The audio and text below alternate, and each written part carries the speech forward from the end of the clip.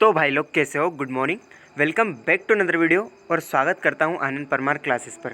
ठीक है, आज हो गई ये 28 मार्च और 28 मार्च से बनने वाले महत्वपूर्ण करंट अफेयर्स के बारे में हम बात करेंगे और उनसे बनने वाले महत्वपूर्ण क्वेश्चनों के बारे में हम डिस्कस करेंगे।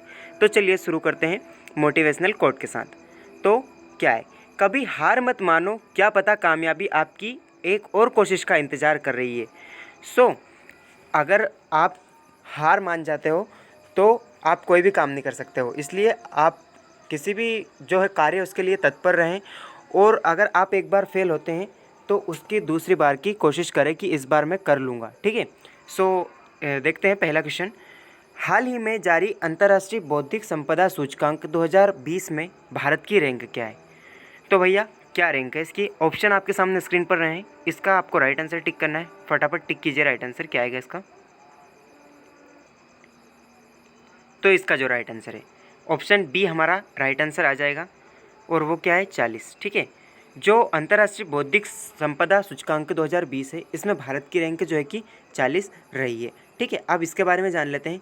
तो जो हाल ही में जारी हुआ है अंतर्राष्ट्रीय बौद्धिक संपदा सूचकांक, उसमें जो है कि 53 वैश्विक अर्थव्यवस्थाओं ने भाग लिया था, जिसमें भारत 40वें स्थान पर रहा है। ठीक है, अब ये अंतर्राष्ट्रीय बौद्धिक संपदा सूचकांक है, तो ये सालाना US chambers of commerce global innovation policy centre द्वारा जारी किया जाता है। किसके द्वारा?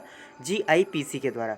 ठीक है, ये 53 वैश्विक अर्थव्यवस्थाओं में जो बौद्धिक संपदा जो कि अधिकार का मूल्यांकन करता है और जो पेटेंट और कॉपीराइट की नीतियों को लेकर IPC की जो धारा होती है उनको व्यवसायीकरण और अंतर्राष्ट्रीय संधियों के जो समर्थन है उनके लिए इसको बनाया जाता है। ठीक है, तो इसमें भारत का स्थान 40वां रहा है। और इसमें जो क्या इम्पोर्टेंट, तो पेटेंट क्या रहता है, तो ये पेटेंट रहता है वो 20 साल के लिए रहता है और जो हमारा GI टैग रहता है वो 10 वर्ष के लिए मान्य रहता है। ठीक है, अब बात आई है तो कुछ इम्पोर्टेंट जो है कि सूचकांक के बारे में हम बात कर लेते हैं। जैसे भारत में आर्थिक स्वतंत्रता सूचकांक 2021, इसमें भारत की रैंक क्या है, तो इसकी रैंक है 121। ठीक है, इसके अलावा फूड वेस्ट इंडेक्स रिपोर्ट 2021, इसमें भारत की रैंक के क्या है, तो दूसरे नंबर पर। ठीक है, हेनले पासपोर्ट इंडेक्स 2021 में भारत की रैंक 85 है और जो पर्यावरण प्रदर्शन सूचकांक है उसकी भारत की रैंक 168 है। ठीक है, विश्व खुशहाली रिपोर्ट 2021 में भारत की रैंक 144 है और विश्व प्रेस स्वतंत्रता सूचकांक में भारत की रैंक 142 है। ठीक है, इसके अलावा देख लेते हैं नेक्स्ट क्वेश्चन। तो 2021 में आतंकरोधी अभ्यास की मेजबानी कौन सा देश करेगा, तो टिक कीजिए इसका राइट आंसर क्या आएगा। इसका जो राइट आंसर आएगा, अच्छा भाई, जो आतंकवाद पैदा करता है, आतंकवादी करता है, वो ही इसकी मेजबानी करेगा, मतलब हद हो रही है। ठीक है, तो इसका राइट आंसर क्या आएगा, ऑप्शन सी पाकिस्तान, यानी कि जो पाकिस्तान देश है वो आतंकरोधी अभ्यास की मेजबानी करेगा। ठीक है, पाकिस्तान देश। अब पाकिस्तान देश करेगा तो इसके बारे में इंपॉर्टेंट बातें जान लेते हैं। जैसे कि पाकिस्तान है तो ये जो अभ्यास है ये संघाई सहयोग संगठन जो कि चाइना का जो संगठन है उसके द्वारा इसके तत्वाधान में इसको आयोजित किया जाएगा। और ये पहली बार भारतीय सेना जो कि किसी भी दूसरे यानी कि पाकिस्तान में पहली बार यात्रा करेगी।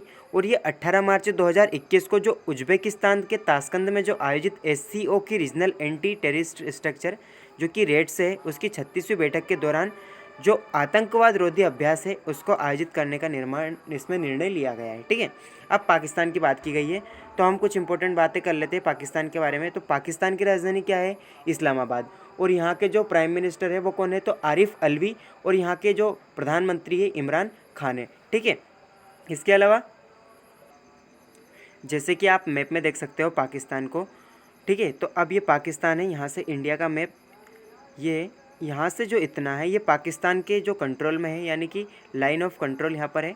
ये पाकिस्तान के कंट्रोल में जो कश्मीर है वो है। इधर आपको चाइना के कंट्रोल में जो है वो कश्मीर मिल जाएगा। और ये जो ब्राउन कलर का आपको दिख रहा है ये भारत का कंट्रोलर है। ठीक है, इसके अलावा हम देख लेते हैं नेक्स्ट क्वेश्चन। तो विश्व की पहली शिप टनल का निर्माण किस देश में किया जाएगा, तो किस देश में किया जाएगा, इसका राइट आंसर टिक कीजिए फटाफट। ऑप्शन आपके सामने स्क्रीन पर रहे हैं।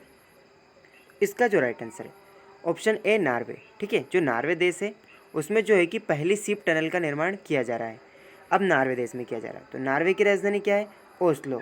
और हम कुछ इंपॉर्टेंट इनके बारे में बात कर लेते हैं। जैसे कि ये सुरंग है, तो इसमें जो स्टेट शिप सुरंग के द्वारा ये डब किया गया है और इसे जो है कि उत्तर पश्चिमी नॉर्वे के जो पहाड़ी स्टेट वे है उसमें उस प्रायद्वीप क्षेत्र में इसको बनाया गया है। ठीक है, ये विश्व का पहला है।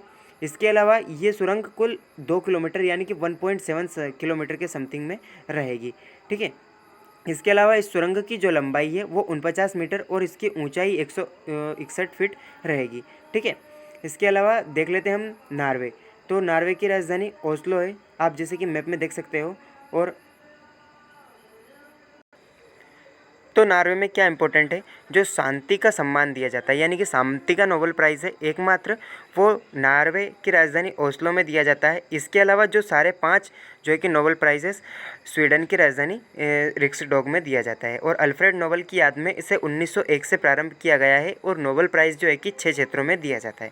ठीक है, इसके अलावा देख लेते हैं नेक्स्ट क्वेश्चन, किस मंत्रालय ने भारत टीबी रिपोर्ट 2021 जारी की है। तो भाई लोग लगाइए इसका राइट आंसर क्या आएगा। ऑप्शन आपके सामने स्क्रीन पर रहे हैं।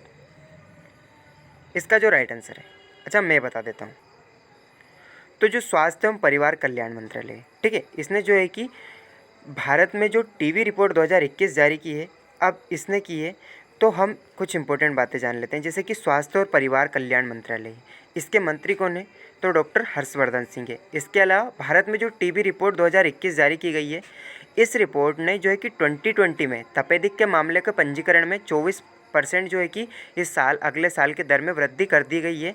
और जो है कि भारत 2025 तक कोरोना मुक्त हो जाएगा, यानी कि इसका लक्ष्य रखा है। और जो है कि विश्व 2030 तक कोरोना मुक्त हो जाएगा। अब कोविड-19 जो महामारी है, ठीक है, इसके कारण जो व्यवधान है, इसके बीच में जो प्रॉब्लम्स आ रही है, उसके लिए टीके बनाए जा रहे हैं। और भारत में इसके कुल 18.5 लाख जो कि टीबी के मामले दर्ज किए गए हैं। ठीक है, जनवरी और फरवरी के बीच वर्ष में टीबी के पंजीकरण में कुल 6% की वृद्धि हुई है। खैर ये कोई इतना इंपॉर्टेंट नहीं है, बट याद रखने वाली बातें हैं, तो आप इनको याद रख सकते हो। ठीक है, इसके अलावा जो है कि भारत में 2019 में जो है कि कुल मामले टीबी के जो मतलब मामले हुए थे, उसमें 82% केस तो सुलझ गए थे, लेकिन जो 4% लोग थे उनकी मृत्यु हो चुकी थी। ठीक है, इसके अलावा देख लेते हैं जो है नॉर्वे देश। तो इसके अलावा नेक्स्ट क्वेश्चन देख लेते हैं, हाल ही में समाचारों में देखा गया एशिया का सबसे बड़ा ट्यूलिप गार्डन किस पर्वत श्रृंखला में स्थित है। तो इसका क्या राइट आंसर आएगा। ऑप्शन आपके सामने स्क्रीन पर रहे हैं। इसका जो राइट आंसर है, ऑप्शन जो ए है जबरवान रेंज। ठीक है, जबरवान रेंज में जो है कि एशिया का सबसे बड़ा ट्यूलिप गार्डन है। ठीक है, अब ये ट्यूलिप गार्डन है, तो इसके बारे में क्या इंपॉर्टेंट है, इसको एक और अनदर नाम है, और वो नाम है Indira Gandhi memorial tulip garden. ठीक है, इसका मॉडल फ्लोरिकल्चर सेंटर के रूप में बनाया जाता है और ये केवल 15 दिन तक खुला रहता है। ठीक है, यानी कि साल में केवल 15 दिन तक खुला रहता है। इसके अलावा श्रीनगर में एशिया का सबसे बड़ा ट्यूलिप गार्डन जो कि आम जनता और पर्यटकों के लिए खोला जाता है, और ये 74 एकड़ के क्षेत्र में फैला है। ठीक है, इसके अलावा इसमें बगीचे में जो 64 लाख किस्मों है, जो 64 किस्मों और उससे अधिक के जो है कि फूल की बागवानी की जाती है यहाँ पर। और ये समाचारों में क्यों है, तो ये 25 मार्च 2021 को आम जनता और पर्यटक के लिए खोल दिया जाएगा। जैसे कि आप मैप में देख सकते हो किस प्रकार का ट्यूलिप गार्डन है। ठीक है भाई, तो देख लेते हैं नेक्स्ट क्वेश्चन, हाल ही में समाचारों में देखा गया कौन सा देश अप्रैल 2021 से पानी का नियंत्रण वितरण करेगा। तो कौन सा देश करेगा, इसका राइट आंसर टिक कीजिए। अच्छा मैं बता देता हूँ, इसका जो राइट आंसर है ऑप्शन डी हमारा आएगा ताइवान देश। ठीक है, जो ताइवान देश है वो जो है कि हाल ही में 2021 में पानी को नियंत्रित करने का वितरण किया जाएगा, यानी कि सभी घरों में कुल निश्चित मात्रा में पानी दिया जाएगा। ठीक है, ऐसा प्रावधान तो भारत में भी आना चाहिए, बट हो सकता है शायद ही आएगा, इसलिए हम जान लेते हैं कुछ इंपॉर्टेंट बातें। तो ताइवान एक उप जो है कि उष्णकटिबंधीय देश है, जहाँ की आधी सदी में अपने जो है कि देश में सूखा रहता है। ठीक है, सूखे का सामना करना पड़ता है, और सूखे जैसी स्थिति 2020 में जैसे कि भूस्खलन करने में असफल टाइफून के कारण ये हुई है। और अप्रैल से जो ताइचुंग और जो मियावोली इसके हिस्सों में पानी की आपूर्ति और सप्ताह के 2 दिन के लिए काट दी जाएगी, और सरकार आवश्यक होने पर निवासियों को पानी की जो आपूर्ति है उसको करने के लिए पानी के लिए कटौती भी कर सकती है। ठीक है, यानी कि सीमित मात्रा में पानी दिया जाएगा कुल मिलाकर। ठीक है, भारत में भी बहुत पानी की बर्बादी होती है, तो भारत में भी होना चाहिए ऐसा कानून आना चाहिए कि सप्ताह के 2 दिन पानी नहीं आएगा, ऐसा होना चाहिए नहीं होना चाहिए, कमेंट सेक्शन में बताइए मुझे कि होना चाहिए भारत में या नहीं होना चाहिए, ठीक है। जैसे कि अब बात हुई थी हमारे, तो ताइवान की राजधानी क्या है, ताइपे, और कुछ इंपॉर्टेंट बनता भी नहीं है इससे, ठीक है। और ताइवान किस साइड बसा है, तो एशिया में बसा है, और जो है कि ये साउथ चाइना जो सागर है, यानी कि साउथ चीन, दक्षिणी चीन सागर उधर स्थित है, उसमें स्थित है, ठीक है। इसके अलावा देख लेते हैं next question. GOHN Hurun real estate rich list 2020 में जो है कि भारत के सबसे अमीर रियल एस्टेट टाइकून जो कि किसे नामित किया गया है, तो इसका राइट आंसर क्या आएगा, टिक कीजिए फटाफट। इसका जो राइट आंसर है ऑप्शन हमारा बी है, मंगल प्रभात लोढ़ा एंड फैमिली, ठीक है, जो है कि भारत की सबसे अमीर रियल इस्टेट टाइकून के रूप में इनको नामित किया गया है। अब इनको नामित किया है तो कुछ इम्पोर्टेंट बातें हम जान लेते हैं पहले, जैसे कि मुकेश अंबानी है, इसके अलावा गौतम अडानी है, ये भारत के बड़े बड़े उद्योगपति है। और ये जो मंगल प्रभात लोढ़ा और फैमिली है, इनको जो है कि भारत में सबसे अमीर रियल एस्टेट टाइकून के रूप में नामित किया गया है। तो ये जो grow Hurun real estate rich list है, इसका जो है कि वार्षिक जो है कि चौथी सूची का संस्करण किया गया है, और इस सूची में भारत के सबसे रियल एस्टेट जो उद्यमियों और उत्तराधिकारियों के स्वामित्व के अनुपात पर इनको बताया जाता है, ठीक है। 31 दिसंबर 2020 तक मुंबई में स्थित लोढ़ा ग्रुप की जो कुल नेटवर्थ थी वो 44,270 करोड़ रुपये थी। खैर ये इंपॉर्टेंट नहीं है, ठीक है। ये लगातार चौथे साल तक भारत के अमीर रियल एस्टेट डेवलपर के रूप में कायम है, ठीक है। इसके अलावा देख लेते हैं नेक्स्ट क्वेश्चन। हाल ही में किसे अमेरिकी सर्जन जनरल के रूप में नियुक्त किया गया है, तो इसका जो राइट आंसर, टिक कीजिए फटाफट, क्या आएगा।